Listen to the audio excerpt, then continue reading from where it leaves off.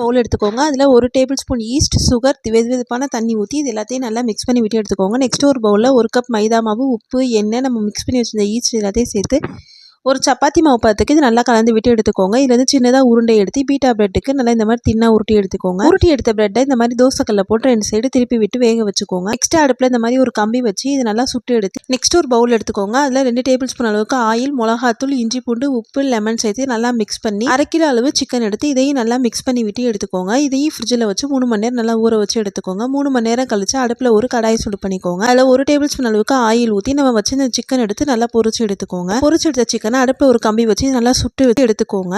Next ஒரு பவுல் எடுத்துக்கோங்க. அதில் கேரட், கேபேஜ், வெள்ளரி, உப்பு, லெமன், பெப்பர் இது எல்லாத்தையும் சேர்த்து நல்லா மிக்ஸ் பண்ணி விட்டு எடுத்துக்கோங்க. பிளேட் எடுத்துக்கோங்க. அதில் நம்ம வச்சு இந்த beta bread, mayonnaise, tomato ketchup, vegetable salad, chicken, கொஞ்சமாக டொமேட்டோ கெச்சப் இது எல்லாத்தையும் சேர்த்து மிக்ஸ் பண்ணி நம்மளோட சூப்பரான ஷவர்மா ரெடி ஆயிடுச்சு. தேங்க்ஸ் ஃபார் வாட்சிங்.